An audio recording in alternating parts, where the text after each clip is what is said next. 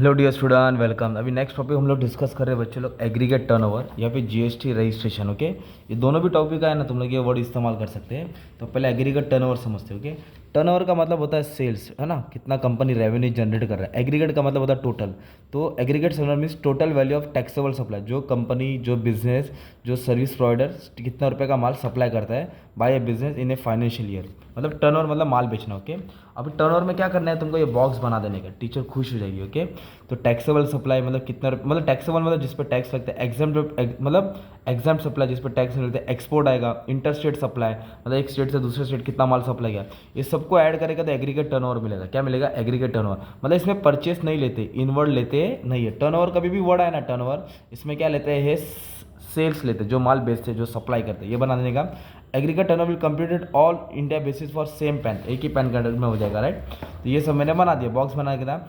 Aggregate turnover does not include, इसमें क्या नहीं आता, purchase of goods, inward of supply आता नहीं है।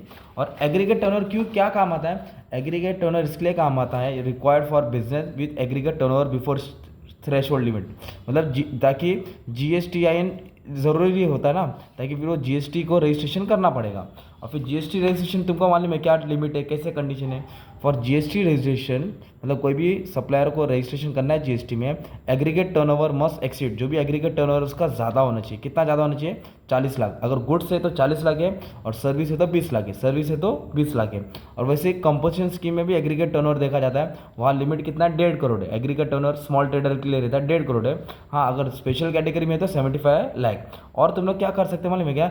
एग्रीगेट टर्नओवर का एक कंडीशन डाल सकते हैं जो तुम्हारे क्वेश्चन पेपर में आएगा। देखो, ये सब तुम्हारा ये सप्लाई है, ये aggregate turn, agriculture produce, interstate good supply, interstate good wholly exempt, export आएगा, इंटरस्टेट गुड, ये सब तुम्हारा हो गया एग्जाम्पल किसका? एग्रीगेट टर्नओवर का। अब एग्जाम में जीएसटी रजिस्ट्रेशन आ गया ना, जिससे अपने को ये मालूम पड़ता है। देखो, जीएसटी रजिस्ट्रेशन किसके लिए लायबल है? दोस्त हु एक्सीड थ्रेशोल्ड लिमिट, मतलब जिसका टर्नओवर 20 लाख से ज़्यादा है, और स्पेशल कैटेगरी में 10 लाख, और who are registered under earlier law, वो तो अलग था, राइट।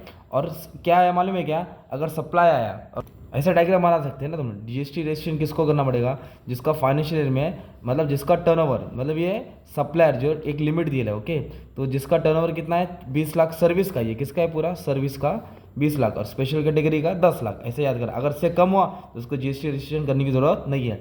आप लोग को जो मैंने सम सॉल्व करा है वो कंडीशन उठा के डाल सकते हो। ओके, ये कंडीशन तुमको दिया है, ये टेबल याद नहीं है तो कोई बात नहीं, इतना याद रखो, 40 लाख 20 लाख, गुड्स आया तो 40 लाख है, और सर्विस आया तो 20 लाख है, ये रजिस्ट्रेशन के ऊपर डाल देने का। अगर उससे कम उसका टर्नओवर है तो उसको रजिस्ट्रेशन करने की ज़रूरत नहीं है। अभी जरा एग्जांपल क्या दिया है, महाराष्ट्र में 15 लाख का और कर्नाटक में 7 लाख का क्या किया उसने? टर्नओवर किया है, तो इसके हिसाब से उसको रजिस्ट्रेशन करना पड़ेगा कि नहीं? सर्विस दिया उसने, क्या दिया? सर्विस, तो उसने क्रॉस किया, इसके लिए सर्विस देना जरूरी है। ये ओल्ड बुक है इसलिए 20 लाख है। अब न्यू बुक के हिसाब से कितना लिमिट है बच्चा? 40 लाख है। ये ओल्ड बुक है, इसको छोड़ दो। ओके, तो इस तरह तुम्हारा टॉपिक कवर हो गया, जिसमें जीएसटी रजिस्ट्रेशन आन दो या एग्रीगेट टर्नओवर आन दो। और एक बात और, इस तरह अपने सम सॉल्व या नहीं, कंडीशन लिख सकते हैं जीएसटी रजिस्ट्रेशन में, जो रूल्स याद किया है। A person is liable for registration under GST if the turnover of aggregate turnover exceed 40 lakh for goods. अगर सर्विस आया था 20 लाख। हाँ, फिर आप लोग सम सॉल्व करते, टेबल नहीं बनाना है, फिर कंडीशन डालते, हाँ उसका टर्नओवर क्रॉस हुआ तो he is liable for registration, अगर टर्नओवर क्रॉस हुआ तो he is not liable for registration. तो अगर ये दोनों आंसर आया ना तुम्हारा दोनों, तो तुम लोग दोनों ज्वाइन करके लिख सकते हो। ओके, तो ये था तुम्हारा जीएसटी रजिस्ट्रेशन और एग्रीगेट टर्नओवर, मतलब मार्क्स मिल जाएगा अच्छा खासा। Thank you very much and all the best for exam.